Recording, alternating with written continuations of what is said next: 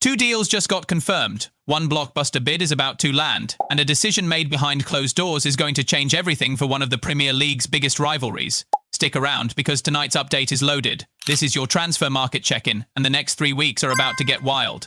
We're deep into the closing stretch of the summer window now, and honestly, things are moving faster than I can type. Every hour brings a new development, a new source, a new twist. If you caught the earlier video today, keep that one open too, because this is a continuation, not a repeat. There's fresh material in tonight's update. That wasn't out there this afternoon. My phone genuinely hasn't stopped buzzing tonight, and when that happens, it usually means good news is coming. So let's not waste time. 2 confirmed stories to open things up. First up, Tottenham are losing a player and West Ham are gaining one. After a strong loan spell in Florence that turned plenty of heads, the winger is heading back to London for good, just not to the club that sent him out. Manor Solomon is leaving Spurs and signing permanently with West Ham. The numbers, £5 million fixed. With $2 million more in add-ons depending on performance, he'll put pen to paper on a 3-year deal, with the club holding an option to extend for a 4th. Medical is scheduled for tomorrow morning, barring anything unusual. This one's already wrapped up in every way that matters. But that's not even the biggest confirmed move tonight. Remember the centre-back I flagged earlier this week? The one valued around €40 million out of Sporting?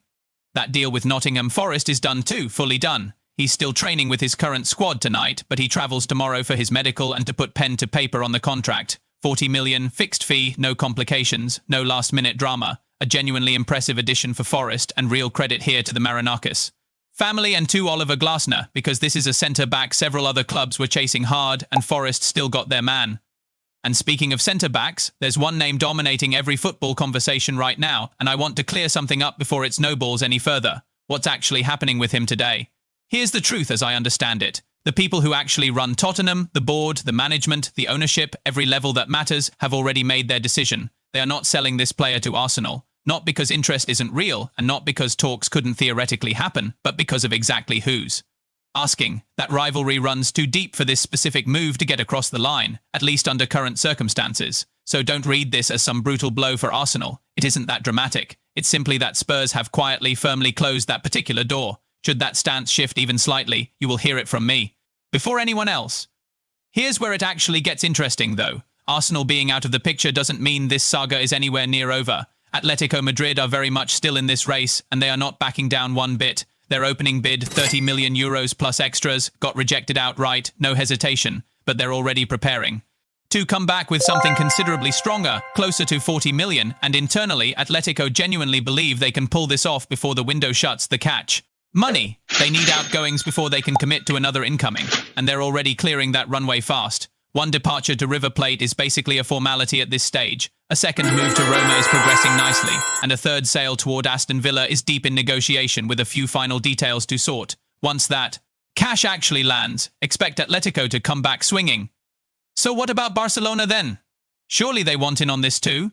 Honestly, it's the exact same situation I described to you a full day ago. They're well aware the player would be genuinely open to joining them. But right now, their entire focus, every bit of energy the club has, is locked on to one single target, Rodri. There are no active negotiations for the centre-back coming from Barcelona's side today, none at all. Should that change in the coming days, you will hear it from me immediately and we'll dig into it properly. But as things stand right now, it's Rodri and only Rodri occupying their attention. And here's why Barcelona are so confident about landing him. A brand new offer to Manchester City is coming, and it's coming very soon. The previous proposal, 45 million plus 5 in potential add-ons, was never realistically going to be enough, and everyone inside the club knew that going in. But Barca genuinely believed the hardest part of this whole saga is already behind them. Why so certain? Because the player himself told City directly, in no uncertain terms, that Barcelona is the only club he wants to wear the shirt of. That one conversation, according to people close to the situation, is what eliminated the risk of a surprise late bidder crashing the party entirely. Manchester City still control the final price, obviously, since they own his contract for one more full season. But Barcelona's internal mood right now can be summed up in one word: confident. While that plays out in the background, Barcelona are quietly opening a second front entirely. Club-to-club talks with Paris Saint-Germain over Ferran Torres are set to begin as early as tomorrow, with a wider agreement between the two clubs expected to follow not long after. The player himself has already said yes to the project. No hesitation there. Personal terms are basically wrapped up already. He wants Paris, plain and simple, and Paris wants him just as much. Now it's purely down to the two clubs finding common ground on a fee.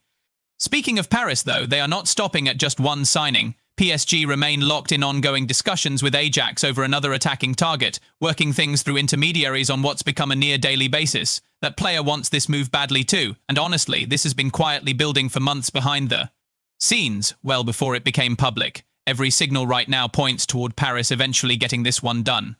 And there's a third name joining that growing Paris shopping list, a Japanese goalkeeper currently at Parma who's been turning heads all season. PSG's opening offer, 28 million plus 5 in bonuses, 33 million total, got turned down flat, their response.